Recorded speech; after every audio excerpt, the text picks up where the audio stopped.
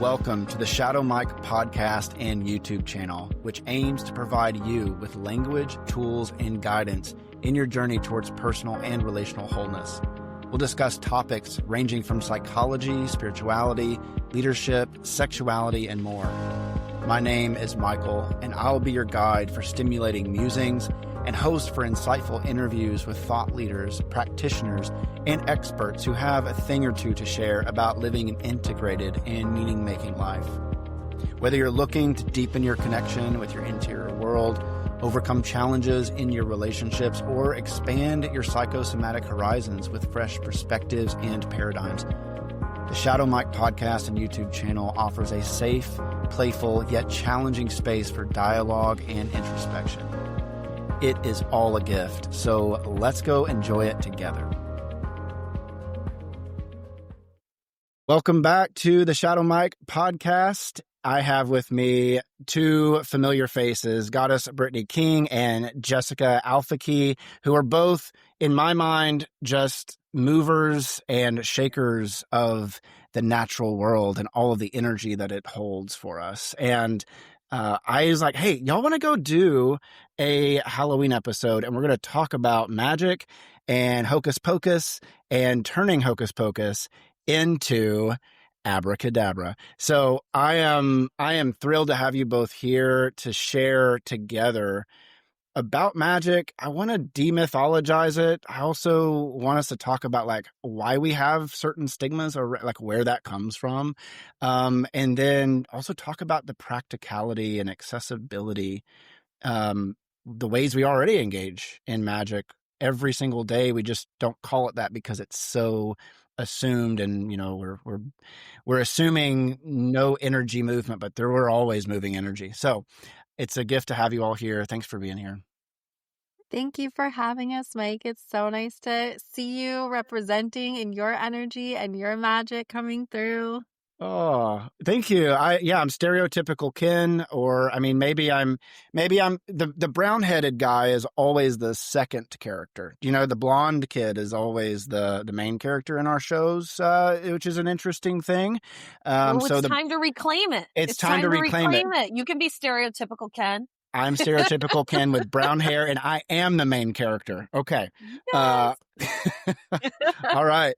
Well, as we get started, I would love, perhaps, Britt, if you could kind of just share, we were talking before the show about what you were looking forward to sharing, and I would love for you to kind of give us a frame around the whole conversation around witches and why they're so potent in terms of it, like as an image and a symbol in our culture. Yeah, witches are, there's so much to say, and this is a topic that just literally lights my socks up. So I'm so happy that we're all here talking about this, because there's so much like stigma and energy around the word witch, and people have a lot of different connotations. In film, there's always like a wicked witch and a good witch, and like the wicked one is in like kind of ugly. The good ones are usually blonde, like all the things. There's all of this iconography and stories all around witches, and what does it mean? Why do people think it's bad? Why do people think it's scary? And why are people afraid of it? And something that I learned recently was how did the word witch become bad? And so there used to be wise women in the community who were working with the land, friends with the plants, who were connected to the spirit realm. And those women would share their gifts with the community, and they were revered in the community. Then with the rise of the Crusades, with the rise of the church, and now an institution that deemed, hey, this is the way that you connect with spirit. It's through us. And there's no need for these other intermediaries. And it literally became like scandalous. And then these women were victimized and, pushed to the edges and fringes of society. And in the Salem witch trials particularly, it was very much a land grab, because any single woman who could be accused of being a witch, because usually women who are widows or not married but owned land, if you were accused of being a witch, you could lose your property, the family who accused you could actually get your property. You could be killed. And so there was this mass transfer of wealth in deeming, hey, this woman who seems to be connected to her power in a way that we may not understand or that threatens what we're trying to do here, she's dangerous, she's bad, she's wrong. We need to literally and figuratively get rid of her. Wow. And it makes people goes into an us versus them experience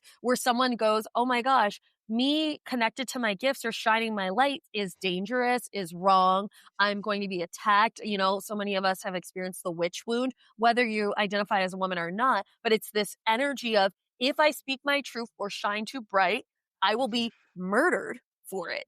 And it causes so much fear and this not belonging. In my own history, I mean, Mike, you've had me on the podcast before, so people may have heard my story, but I grew up in the church and my dad was a minister, and we also grew up in LA. So there was Halloween things. And I remember we had like a paper witch and like ghost and mummy and stuff in our house. And I remember one Halloween, I was like, I want to be a witch. And my dad was like, oh no, we don't do that. And I was just like, oh. And in hindsight, I realized I had this moment of, to belong to this family, I can't be that. Oof. Wow. I can't be that. And I didn't even understand the fullness of what it meant to be a witch. I just was like, oh, I want to be a witch. And I felt this, oh, you will not belong by claiming that title. Wow. Okay. There's so much to explore there. I mean, thank you again for bringing back the old episode too, and just your story and how this is connected. I mean, the Christian worldview, not only from like a sociological plane, but like personally, like we've all been impacted one way or the other, directly or indirectly, with how religion said, hey, that seems to be competing with what we're selling. So we're going to take that and, exclude you, buy you out, so to speak, even if it means killing you. And now take that power back for ourselves and take that power for ourselves. So people have to come to us in order to connect to the power. Jess, anything you would share? I mean, that just in terms of not only the larger historical backdrop, any wisdom you want to share there, but also just like personally how you've experienced the crusade against who you are. Well, it's interesting because I think, with the rise of the church and tamping down on the wise women, the women who are connected to their power and who are serving their communities, right? Being the point of spiritual connection, natural connection. In that grab, so many of the Christian traditions are still from witches. So, like Mike, I think you and I were talking, like you're eating the body of Christ, you're drinking the blood. Like these are but so heavily borrowed from their predecessors, right? We had mysticism and we had these occult traditions and pagan practices. And of course, they're going to get subsumed and then used in the way that they want. They being they who are in control. Mm-hmm. And so I think there's something in this for all of us to recognize that this is ancient wisdom and you can't get away from it. The church couldn't get away from it. They just adopted it and called it their own. And you can't get away from it. When I was a kid, I grew up talking to plants. I would talk to the flowers before picking them. Britt is nodding her head. I practiced so many things. And before we jumped on the call, Mike, you were noticing the ways in which your kids practice. And I know we'll talk about that. Yeah. But my path into being a witch, being a wise woman, being connected to my natural surroundings and serving people through that knowledge and through that wisdom started when I was 5 years old. 6 years old, creating mind grids for myself to protect myself from nightmares coming in, literally being able to sense animals' dispositions. And oh my gosh, the time I pet a raccoon, my mom was so freaked out and horrified. But that was so much a part of who I was that I couldn't escape from. And I couldn't if I tried. And so I think part of my call to bring magic back to the land, bring magic back to the people is really about having people remember and acknowledge that it's always been inside of you and it's never gone anywhere. The church might have reshaped it and repackaged it. Rebrand, I guess would be the right word.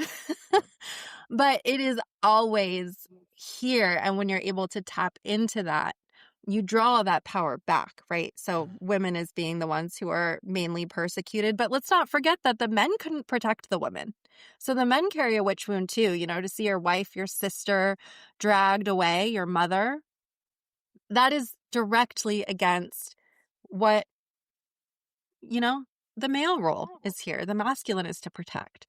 And so being able to reclaim that power and being able to reinstill magic and use it not as anyone else dictates, but as an inner resource and as connection to your location, your land, the spirits around you, you're reclaiming all that power throughout history.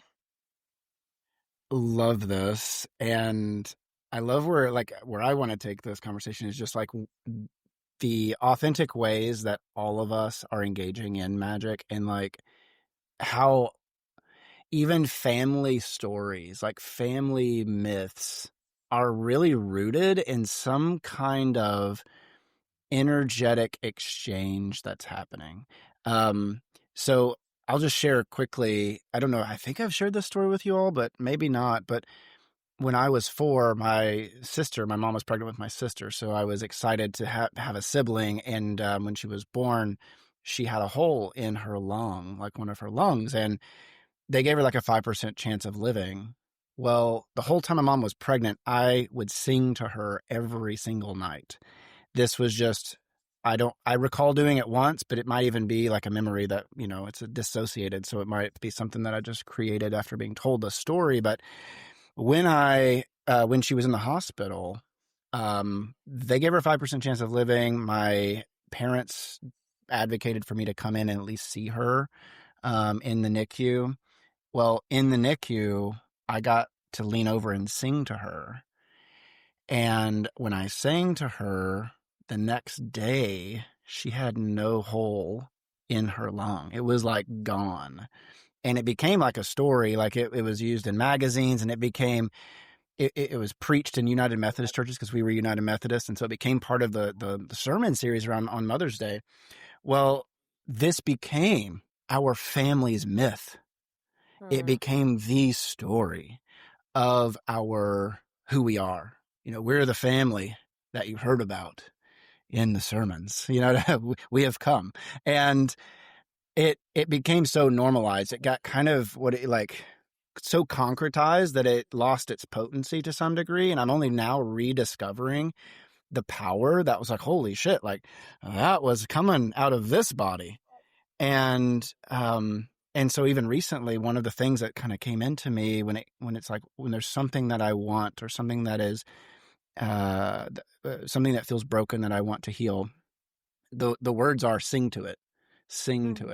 And so this is a story that is at the core of who I am, but it's at the core of like everyone in my family at some level. So I'm curious, like, is it possible that everyone has these stories, these myths in their various forms that are all centered around the use of energy to shift and change reality for whatever purposes there are, right? Like positive, perhaps those are the stories that get told. So I'm curious, maybe riff off that a little bit in your own journey, or even just archetypally how stories and myths embed themselves into communities and families. Yeah. Well, I will start. Both Jess and Mike are now part of this, but Puna is literally directly this experience. We might have talked about this in our episode, but myself and my wife and these two, we all belong to a lineage, 120 generation unbroken lineage of Hawaiian, for lack of a better word, shamanism. And I would like to think of it even deeper. It's empowerment, and how to work with energy magic to empower yourself in your life. And Hawaii is one of the last places to be colonized. And so what was happening was the colonization thing was starting to come in. Family's magic was going underground. So there was a king whose name escapes me for this moment. So, Ikalomai, please forgive me. I do not have his name in this moment, but the kahuna, the king tasked the kahuna to go to each of the families and write down their wisdom, write down their magic, and put it together in a manuscript. And that manuscript is our lineage. It's mana, it's energy. And just what you're saying, it's like, does every family have this access? It's like, yes, families do. They carry a code, they carry access, they carry wisdom to knowing the energies. And we are blessed to be in a lineage where we have collected several families access points in order to access magic. And I feel like for me, it's like a whole other layer of like when you talk about where's your lineage from, it's who are your people? What is the magic of your people? What is the energy and the frequency that your lineage, that your family holds? Because you guys hold codes, you hold magic. And for so many of us, we've forgotten access to it. Or it gets so normalized and in the lore, it's just like we forget that it was actually a magical thing, a real thing, and not just a tall tale, not just a story.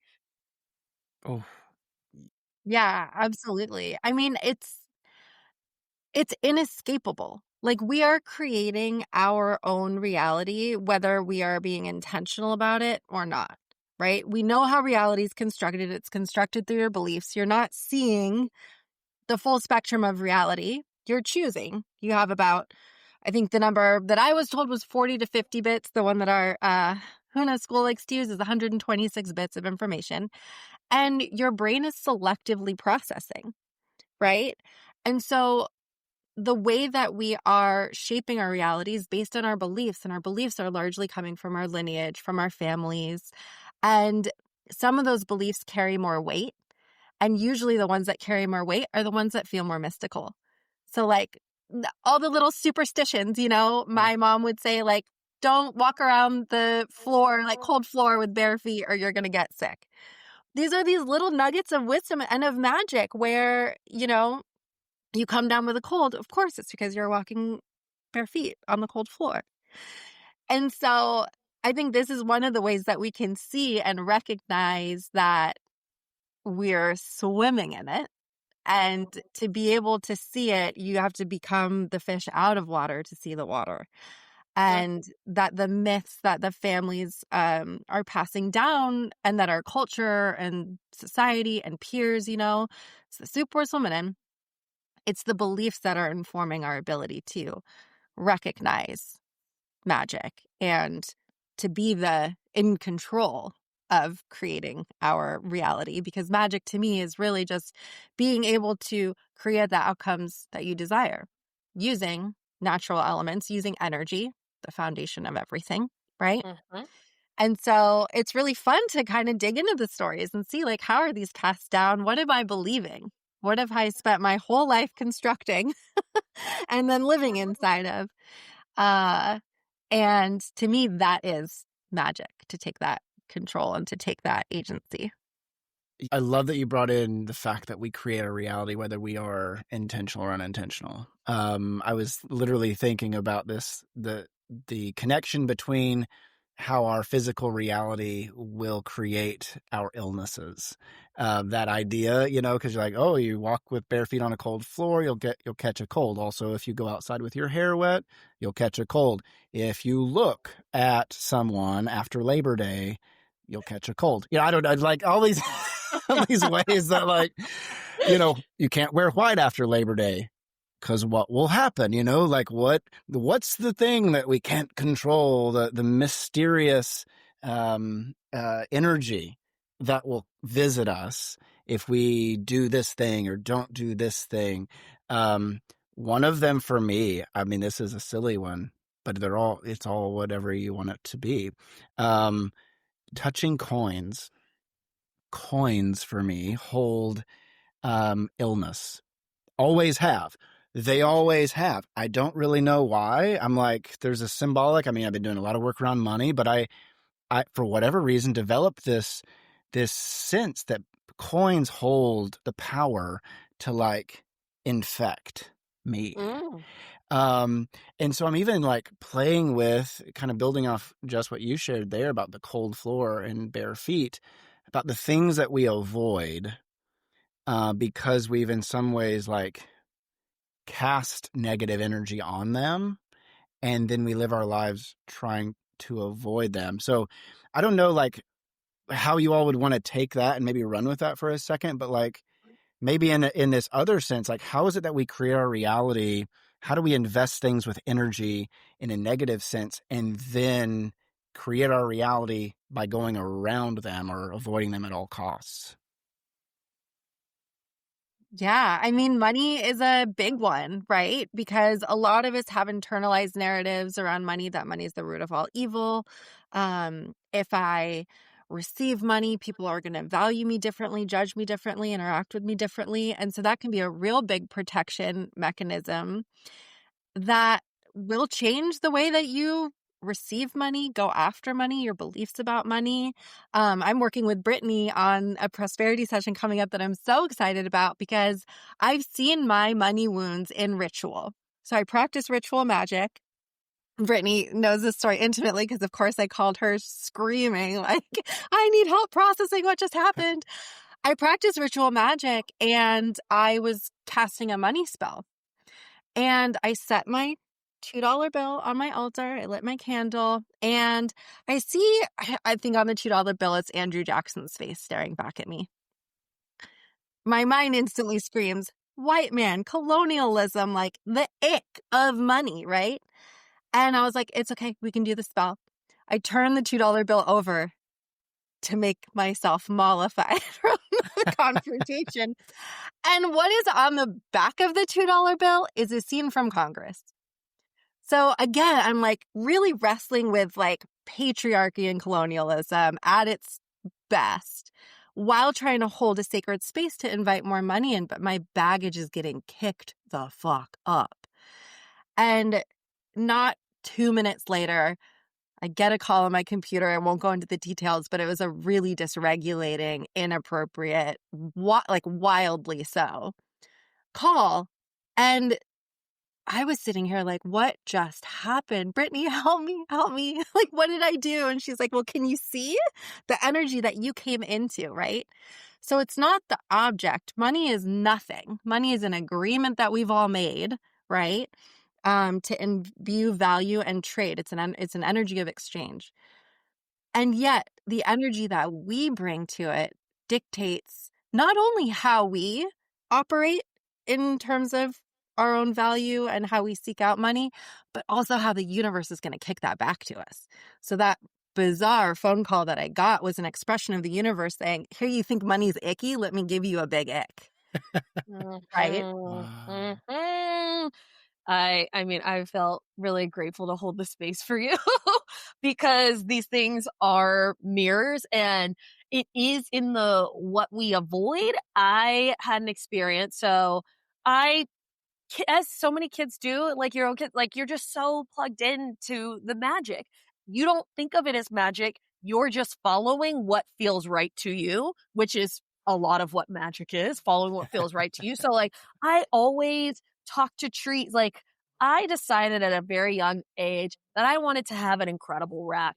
I wanted to have luscious, big boobies. So I danced around a tree and like rubbed myself on it. And I was just like, this is what I want. And now I have it, you know, like that was like, the magic is so simple. And growing up in the church, when I had a fracturing with the church via my dad, and we were essentially kicked out and asked to leave the church, I was like, oh, I am separate from spirit. This is wrong.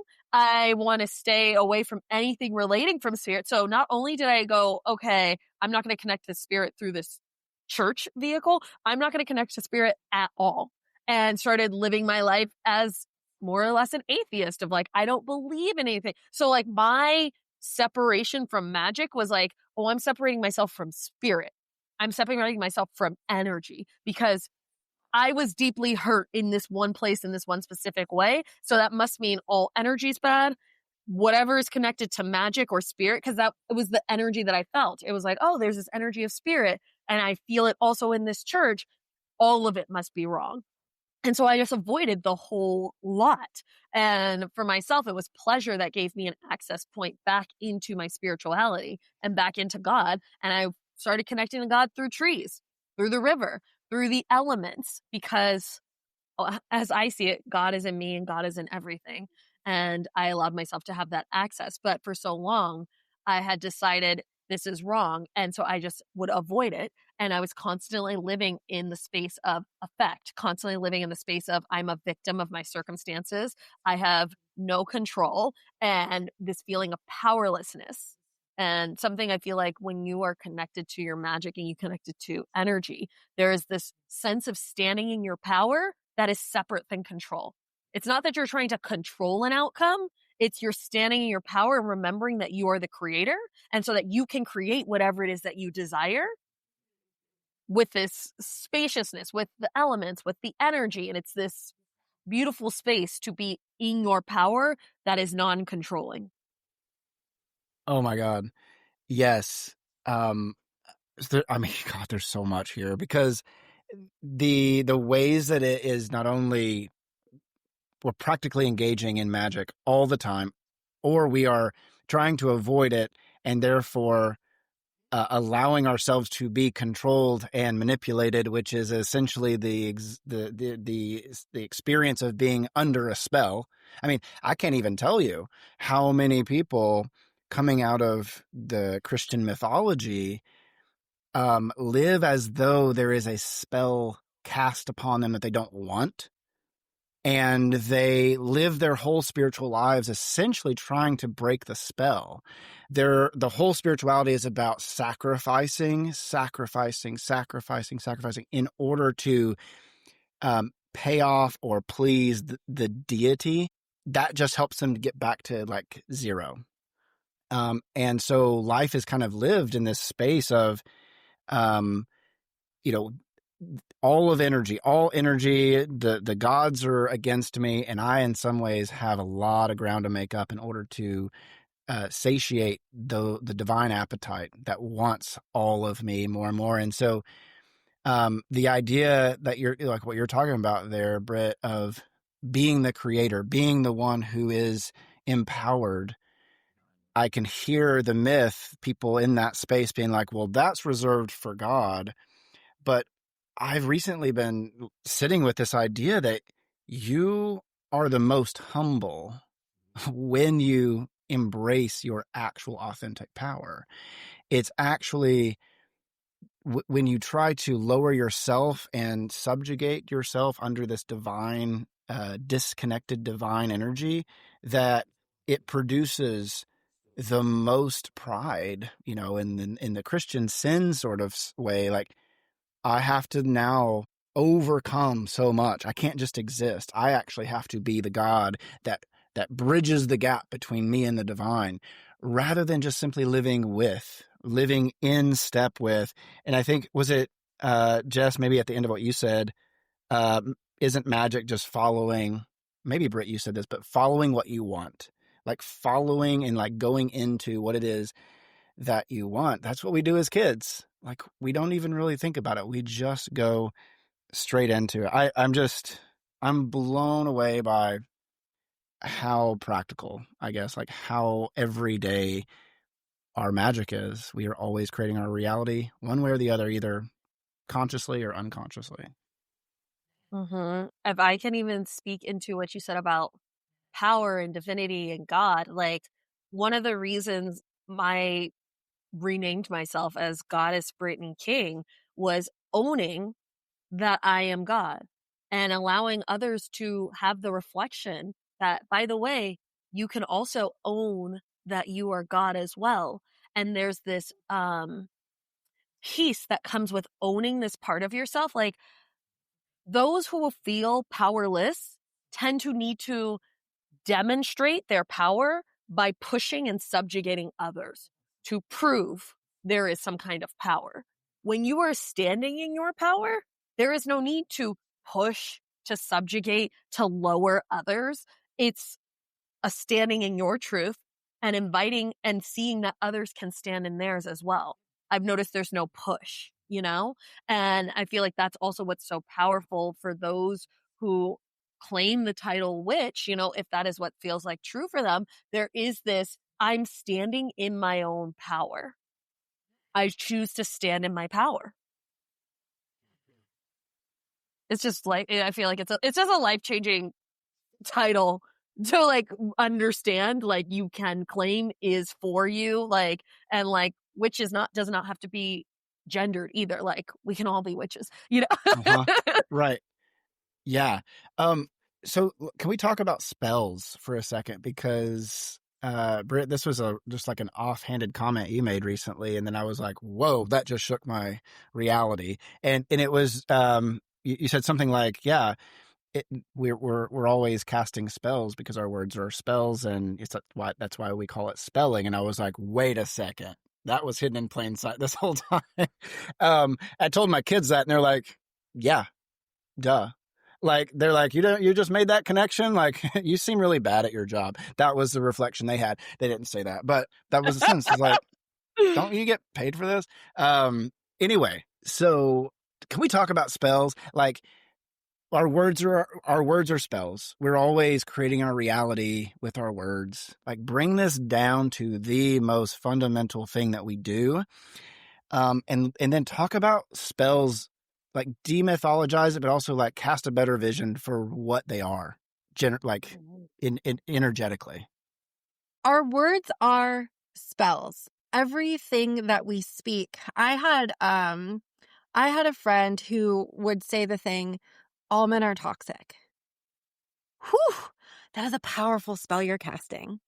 Because you're shaping and framing, again, what you perceive. If you can't perceive all of reality, reality is being filtered through. Your words are the filtering mechanism. So I want to add a layer to this too, because our words are spells when they're infused with emotion, when they're infused with an aspect of emotional charge, that's going to give them more weight. So we can say something like, oh, I want more money. You're not actually casting a spell if you just say that and the feelings that come up aren't fully aligned with. We can start to get into it because want is a perpetual state of wanting. You're never actually quite getting there. So you're really just locking yourself into the stage of want. But you need that emotional charge behind it, which is why when people talk about manifestation, one of the big, powerful shifts from surface manifestation is embodying the thing. So, yes, your words are spells, but don't worry if you're casting little impotent spells. Those happen all the time. The ones that are the most powerful are the ones that contain that emotional charge, that have the resonance of, I feel it, so I believe it. Right? And so there's the net that we're casting in the world that we're creating that is informed by how we even describe the world. If I look out my window and I see the fall colors changing and the mist through the trees, and I am sitting here in the ecstasy of the beauty, that is the glamour that I'm casting in that moment, right? The world is doing its thing. It will show up how it shows up. And our ability to create reality, manifest for ourselves, and to take control over the spells we're casting is to learn to be really precise in the language we're using and what energy that's cultivating inside of us. There's the other aspect of this, which are like concrete spells, where you take physical objects and use them as energetic anchors in the concrete realm to produce a manifested outcome as well. So one of my favorite ways of putting that into like clearer layman's terms is the element of fire, for example. When we light a candle, we've now created this energetic form. And I like to tell people, think about what fire brings up in you, what associations that you create with fire. It's almost ephemeral. You can run your hand through it And yet it has so much power. It can burn you if you hold your hand there a little bit too long. Fire is also producing smoke that goes upward. So you have this sense of like transmutation. Smoke crosses the realm of the three-dimensional reality to the spirit realm. And so you have this powerful energetic force, which is why even in my example of the money spell, lighting a candle produced this immediate response from universe because you're creating a direct open channel. So you can think of, how am I casting spells with my words? And how am I casting spells with what I surround myself with? If there's nothing in your home that feels sacred, you're living in a space that is devoid of sacred energy. If nothing in your sight prompts beauty and ecstasy, you're living outside of that. Britt's got one of the most sumptuous, pleasure-filled homes that I've ever been in, right? And your external reality in that case is creating your inner reality, because every time you sit in front of their lovely fireplace, you can feel into that general sense of what are the feelings that are being called up in me here? Oh, so good. I feel like that is an epic, thorough experience of spells and spell work. And like, thank you, Jess, for going in deep with it. And, spells to me, they're fun. Like, a lot of them are just very intuitive. It's very intuitive. And we forget how intuitive it can be. It's just like, oh, I don't want this anymore. Why don't I set it on fire? People do that. I don't want this anymore. We're going to set it on fire. We're going to let it go. Or, I'm feeling like emotion, maybe I'll sit with the ocean and I'll start crying. There's all of these different ways to be in the energy of spells. And for me, the most important thing about spell work is intention. What is your intention? What is your intention with the spell? What's your intention with the thing? If you're doing a spell where you're using talismans, things in the 3D, a crystal, a rock, a fire, whatever it is, it's what's my intention with this spell? What am I infusing this energy in my space? When you're speaking with your words, literally abracadabra means as I speak, I create. So it's not just pulling out of a hat. As I speak, I create something. So when you infuse that with energy, when you infuse that with intention, as I speak, I create worlds. I create masterpieces. That is the intention that I speak with. That is the vibration and the emotion that I'm infusing with my words. And like when we say things like, quote unquote, all men are talking, like, Jess and I both have backgrounds in NLP. So we are here with the word smithing, of understanding the intentionality, because when you understand how energy works and you understand that you have access to source energy, it becomes imperative that you are immaculate with the words that you speak, because with that word you create, spelling with you write it down. Like these are all rituals that are seeped in spell work, and sometimes we forget it. Like, is anybody familiar with a cake coming out and candles and you make a wish and you blow? That is a spell, y'all. A birthday cake is a spell. Yes. It is a group ritual. And so sometimes we don't even understand what it is. We're like, oh, this is this foreign, scary thing. It's like a 5-year-old's birthday party. Not scary. I mean, minus the screaming, but but it's mostly joy scream, occasional meltdown. Yeah. But spell work to me is some of the most powerful places to play with magic. And Jess and I both work in the realm of pleasure. And like, to me, when you start to move into the space of doing sex magic, pleasure magic, tapping into your life force energy in creation in an intentional container and doing spells from that place, like, yeah, talk about creating a new reality. I mean, you can pull a soul in. Did you guys know that?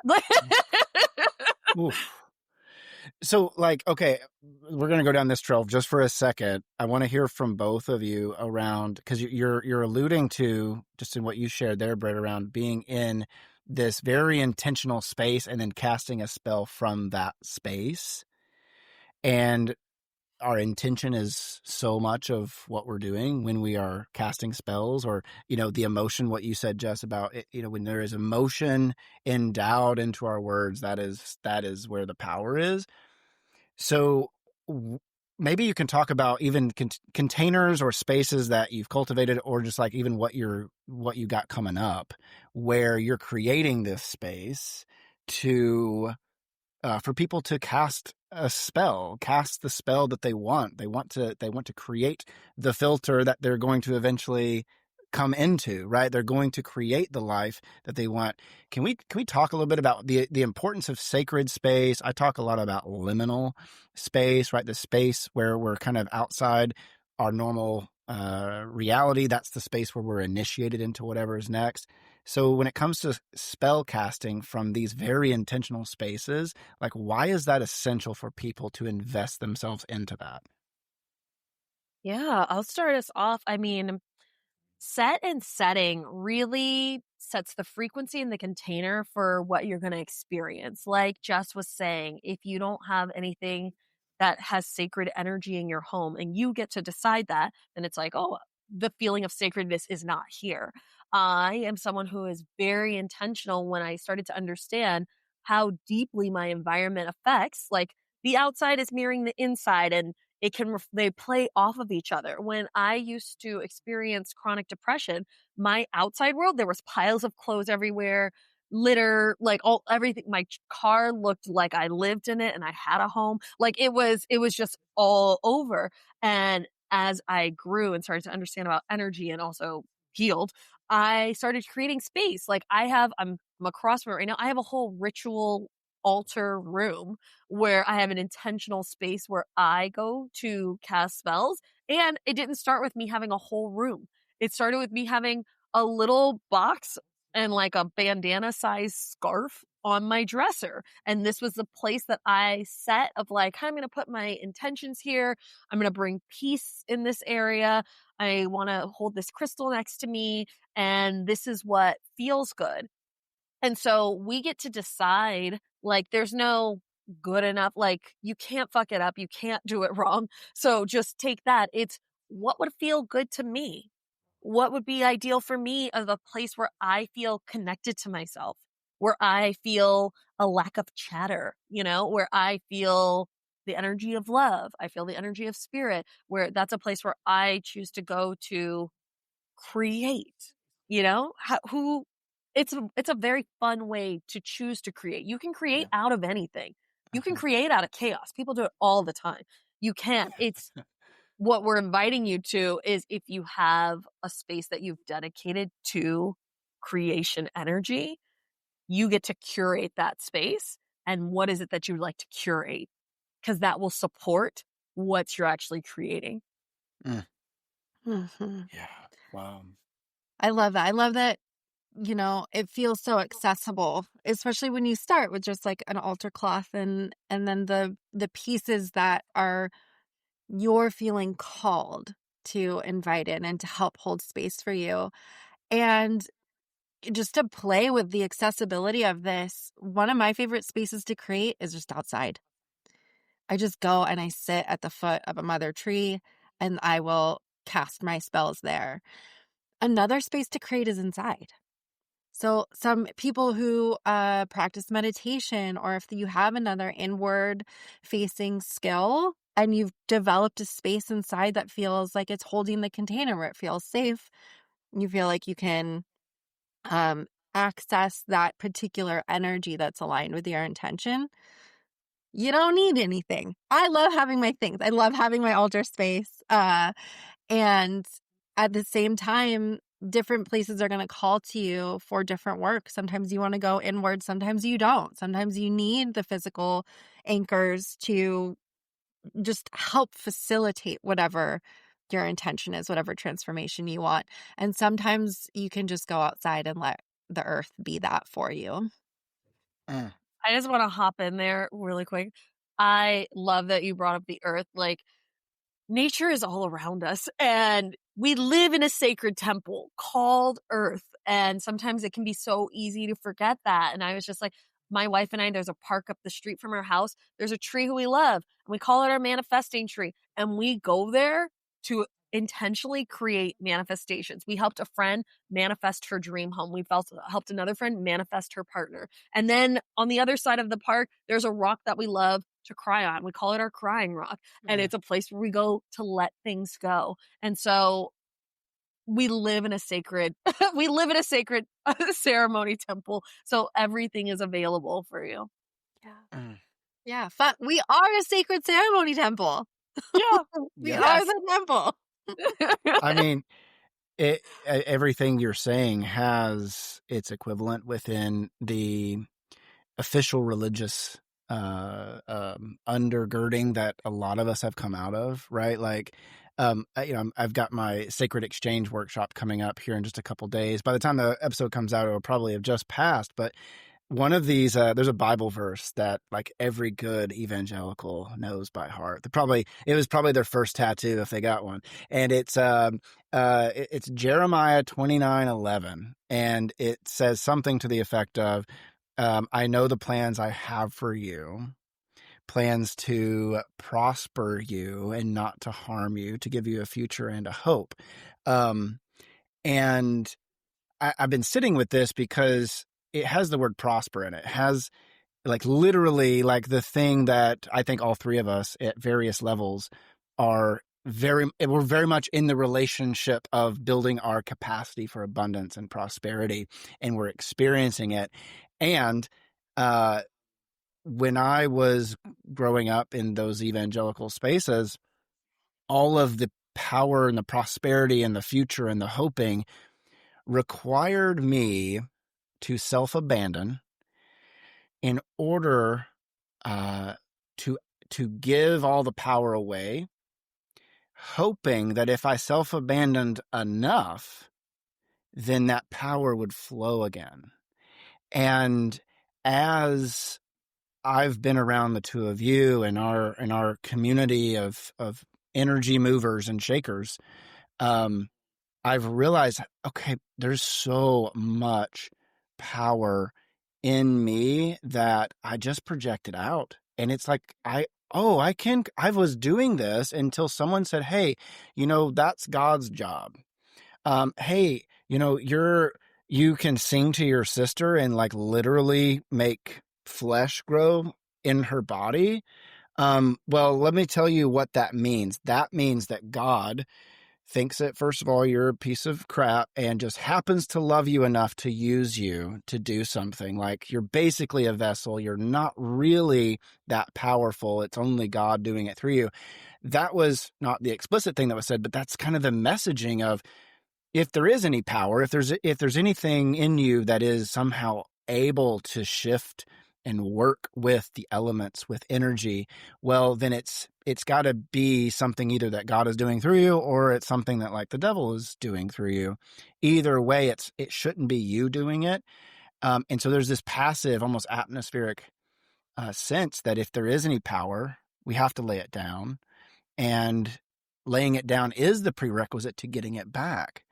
The more I step into, I don't have them in front of me, but I've got note cards every month for the past 4 months. I have written, July is a 20K month. What's the month after July? September? August. There it is. August is a 20K month. September is a 20K month. And September was the lowest month I'd ever had, like since I started this work. But then right before our call, I shit you not, I just hit my first 15K month. And this is, absolutely amazing.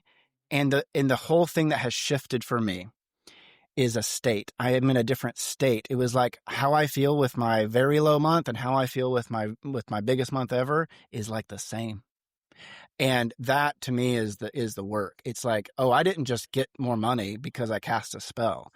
If I actually feel like a different person because of how I've stepped into the energy and the power. Like I was not the person that could have 15K and be okay with that, 6 months ago. I have changed how I can receive. So I'm just, I'm blown away by the power of taking our power not taking it back. It was always ours, like really owning it and then moving it to shape our reality.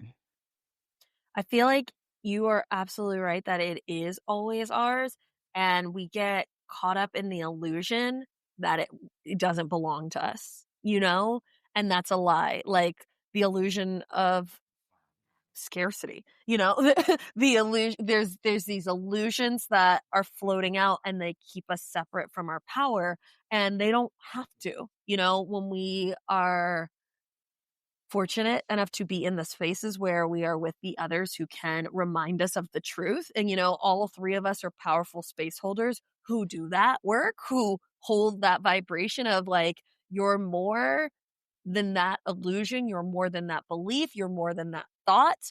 And I am here to hold the space to help you remember who the fuck you are. Like, that is the space that we hold. And that's also the medicine we're all in with each other as well. Like we all hold space for each other to remember who the fuck we actually are. Mm-hmm. Mm-hmm. And I will say, like, it's not for everyone, because what you experienced in your story, Mike, you have to take responsibility for that level of power. To be able to heal another person, to be able to heal yourself, to be able to, I actually don't love the word healing. I prefer that we're just making magic, because it's way more fun than healing. And these are just opportunities into your power, into claiming it, into taking responsibility for it, because it's so much easier for someone to believe, oh, that was God working through me. Great. And then I don't have to worry about it. I don't have to do anything with that knowledge, and I don't have to take responsibility for cultivating it, for keeping up on the ethics of it, for managing my state surrounding it. It's great if a miracle happens, a one-off miracle. Love that, because I don't have to then be responsible for it. And I think our capacity to call in more money, to call in a relationship of our dreams or relationships of our dreams, are to be magic, is a radical reclamation of responsibility for our lives and for the outcomes within it, and how we show up within it, and how, if we are at the root, if we are the cause of all of it, that's our responsibility. And that's not something everybody wants. You're Jess, I love it. I feel like same, perhaps different wording. I feel like we are tasked with being responsible 100%. Like, how are you responsible? How are you the creator of this experience? And I also feel like it's a co-creation with spirit. Like it's a both and, because what is my part is showing up for the practices, is showing up for the ethics, is showing up in integrity, is showing up with the cleanest vessel I can be. And I feel like when I am working with someone, I'm not healing them. I'm holding the vibration of healing, and they're healing themselves, It's a remembering of who you are, and it's this co-creation with spirit of like, it is not my personal energy that is doing the thing when I'm high, but it is my responsibility to wield my wand responsibly. It is my responsibility to understand how energy works and how energy flows and how I can use it to support myself and to support someone else into creating what it is that they actually want to experience. And so I feel like it is a big responsibility, and we live in a culture that can sometimes be really rewarding of who is not at cause, who is not responsible. And so if you grew up through all of life being like, hey, the worst thing to do is be at cause, is to be responsible for creation, you will fight for that victim role. You will fight for your limitations and be like, no, that's too much for me. And I feel like what Mike shared in his story, or what I took from it, was this radical embodiment of, I am responsible, and I am responsible for becoming the person who can actually receive what I actually want, because I know I'm worthy. I know I deserve it. And I know that I am capable, that this is me. This is part of my story. Mm. I have to share like the story. One of the stories I'll share in the workshop is the woman who had been bleeding for 12 years. Like she had just been bleeding for 12 years, and in the story with Jesus, she like comes through the crowd, and the verbiage is that she touched the hem of his garment, and like it literally says like power left him and like flowed into her body. And the words that are recorded, at least in the very recent Bible that we have, is like Jesus says, "Go, your faith has healed you." And just this sense that she pushed through, like she was the most at cause of anyone in that scene. And you think, okay, well, like, how did it leave him if she just touched the hem of his garment? That's the thing, is like, it's the intention, it's the energy, it's the frequency that you bring that results in the energy you receive. And at the end of the day, it is you creating that for yourself. Like, Jesus didn't actually give her anything. He was actually unaware of anything that had happened until she had already healed herself. Like, the power to draw in is like, that is literally our standard. That is like how we exist. We are always creating that. There isn't a moment that we're not doing that. And every moment that we think we're not doing that, we're not doing it in the way we prefer, guess what? Do it the way you prefer right now. Like right now, do it. Like shift it. There's so much freedom in that, because the feeling like you're under a spell, I think actually is a good way of describing how I've experienced myself and so many others in religious spaces, living as though they're kind of a victim of just the circumstances that have come into their life. We're talking about endowing yourself with the power that was always yours, coming back to this co-creative intention in how you live. And as you step into action, as you step into the inspiration that's calling you, you'll process all the shit. You don't need to process the shit before you step into action. Just step into action, and the processing just starts to happen, and you will find a much more soulful way of living your life, of creating your life, of relating to your life than you ever thought was possible. Mm-hmm. Okay, as we wrap up, is there anything that you would like to share that's like, okay, I want to make sure I get this in? Any practical ways that you would want to share with listeners on how they can begin stepping into their own ritual spaces, their own work around energy, the elements, etc.? Oh my goodness, where to start? But really, the I think the ground zero is recognizing that you have agency, is recognizing that you are magic, you're constantly creating magic, and that if you want to take more responsibility for that, my favorite place to start is with the elements, because everything is elements. Magic is just the ability to, again, create outcomes that you desire, and you can do that using energy and the elements, and they will tell you what their uses are. You already know you have associations for fire, air, earth, water, and spirit. Let those guide you in, like Brittney said, if I want to let something go, what would make the most sense? Maybe it's letting go in the form of releasing your water and sitting by the ocean and crying, giving yourself over to that. And maybe it is, lighting a piece of paper where you've written your limitation and letting that transmute, send it up to spirit, let spirit take care of that, right? So you can, again, just set your intention. What is it that I desire? And pair it with an element. What is the elemental wisdom that I can draw upon? And you will start creating momentous magic. That's so good. What's really striking me so far is if there are kids in your life, spend time with kids.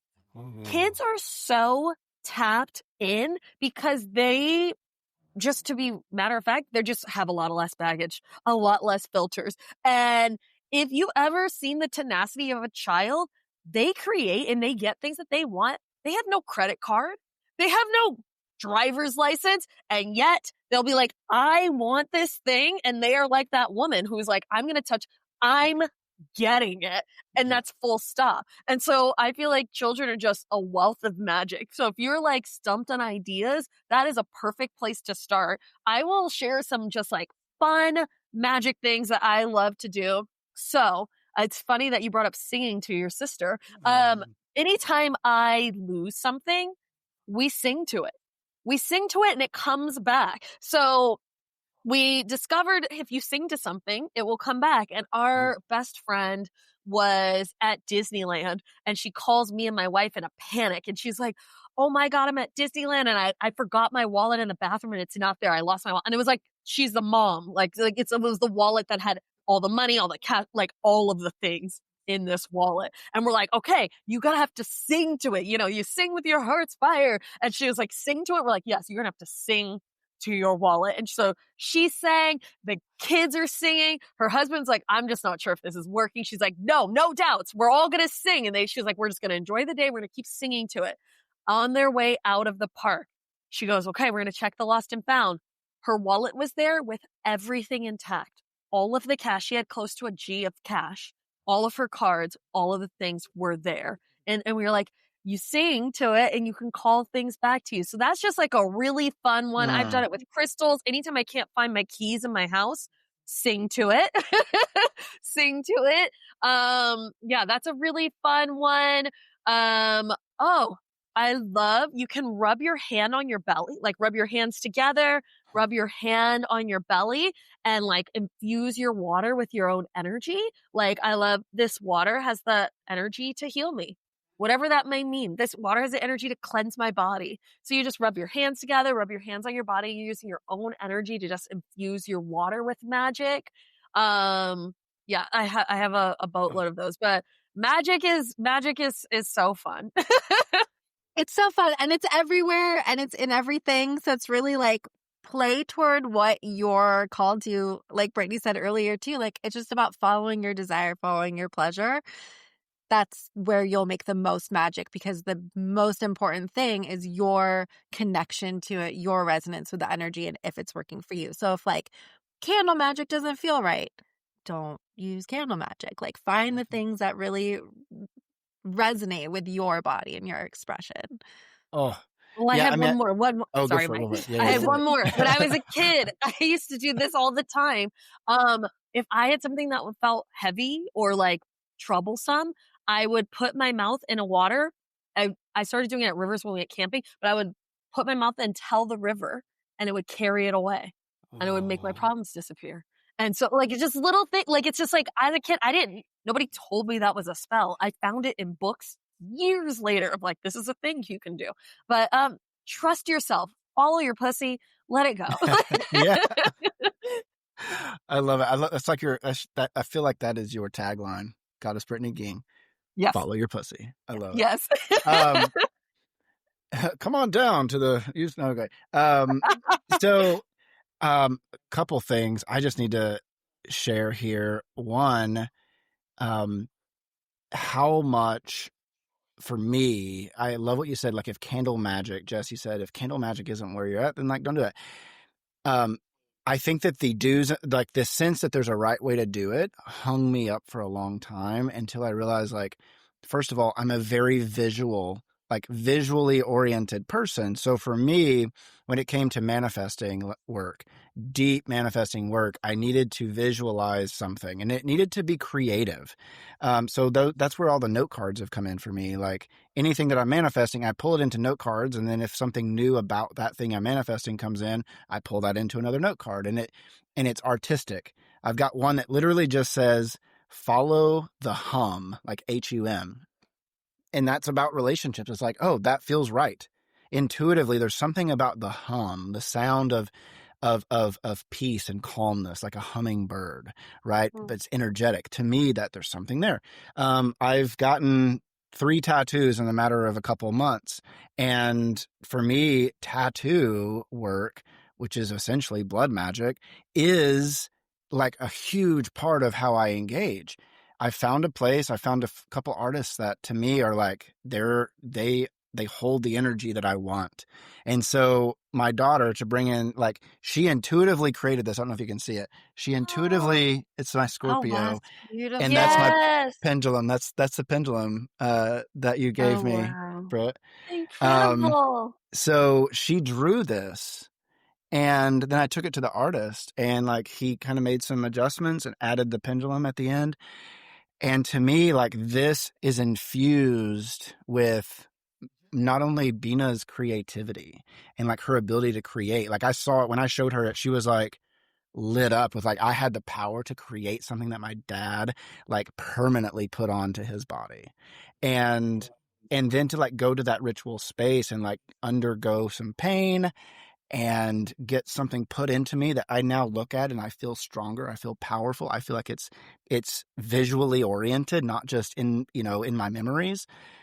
To me, it is so intuitive. It really requires experimentation, though. Step into the uncomfort, feel what feels right. If it doesn't feel right, try something else, but try something. Move towards some kind of way of working with elements, working with anything that is outside of your comfort zone, because it will tap into the unconscious and allow you to start raising up stuff inside of you that you're wanting to engage with. That's really ultimately the point. Just have fun, play with it, and see what you enjoy. I love that your daughter drew. What really struck me, I was like, oh, sigil magic. Yeah. She drew a sigil, and like now you're wearing it on your butt. I was just like, that is Wow. infused, that is potent, that is powerful. And it's like, it's no surprise to me that you feel the power of your daughter, of your lineage, like wearing it on your arm. And like, that's even where the ritual art of tattooing came from. It was a ceremony. It was about bringing the animals connected to your lineage, like literally symbols to protect you, to support you, all these different things. It's just like, it's so primal. Like Jess said, it's literally everywhere. It's all around us. And sometimes it goes by a different name because those are the new names that it has. But everything is magic. Mm, mm. Well, as we officially wrap up, could you both just share briefly what you're into, like what you're sharing for people to step into in the upcoming weeks, months, just in terms of these sacred containers? Yeah, well, I will start. Jess and I have a co-creation. So if you enjoyed this conversation and you're like, I like both of them, let's hang out all together. Jess and I have a 1-day retreat just outside of Portland called Passion Ignited. It is Saturday, November 8th, and it is a day Jess is going to be teaching elemental magic, and we're on beautiful sacred land. There's a labyrinth, there's pond, there's fire pits, there's incredible trees. So you actually get to connect with the elements. And I'm teaching pleasure magic, how you start to tap into that life force energy. Again, it's going to be an incredible day with high vibration food. I believe we have maybe 3 spots left, and it's literally a steal at 111. Like, Oh, yes. three It is ones, not 4 ones, 3 not ones. 3 ones, Oh, $111. Like, wow. we are so excited that we get to offer this. And like, this is an offering for the community. You're going to meet other incredible women. There's spaciousness, there's time, it's high vibes. And if this conversation about magic struck something in you and you're like, I'm interested, I want to learn more, absolutely come to this experience. We are so excited to share this. We are so excited to have a day dedicated to unlocking pleasure and sitting in your own magic. Really, that is something that you will go away with and always have with you. Mm. Always have with you. Thank you, Brittney. I would like to invite anyone who's interested into, I have a community called the Conservatory of Magic where we go deep on elemental magic, unlocking your power. And there is a bit of a focus because I'm a little sex witch. So we do sex, love, magic in this program and really working in, like you were sharing, Mike, what is the identity that you're creating? Who are you constantly becoming, and who do you want to become? Like, let's infuse that with juiciness and delight. It is a monthly community, again, called the Conservatory of Magick. And if you go to school.com/Conservatory of Magick, Magick with a K, you will find me there. Oh, wow. These are amazing offerings, and like all of them are a steal. This is deep work, and it's also so normal. Like, to step into this is like, of course, like, why not? You like live your life, step into it, try something new. And I know Jess and Brittney well enough to know, like, y'all hold the perfect balance of hospitality and like, we're gonna fucking challenge you. Like, it is truly such a incredible energy that the both of you hold. You both have seen me and held me in spaces that have been profoundly transformational. So all of the links will be in the show notes. Check it out, register, just say yes. As a mentor in our work recently said to me, do something that makes your butt pucker. So do the thing, and then you'll figure out the energy later. Just like, go into it, make it happen, be there. Okay. Well, thank you both. It's truly, I'm sitting here in so much gratitude. Like, oh my God, I get to be in community with you. I am so grateful that you would be able to carve out time to have this conversation and just to share about magic and how we can engage it and live it out. Thank you. It's been such a pleasure. We could have this conversation all day. All day. We'll do it again sometime. Next Halloween, get it on your calendar. Yes. Thank you so much, Mike. All right. Talk soon. Bye. Hi, Michael here. Hey, seriously, thank you for listening and engaging the Shadow Mike podcast and YouTube channel. I trust today's episode gave you something to reflect on or illuminated a new trailhead to your hidden life. If this episode resonated with you, you can subscribe, leave a comment or review, and share it with your people. This really helps spread the word and boosts our digital presence. Remember, growth isn't a straight line, and we're all figuring it out as we go. I'm grateful to be in this unfolding and excavating work with you. Until next time, be yourself. You've got a good self. And remember, it is all a gift.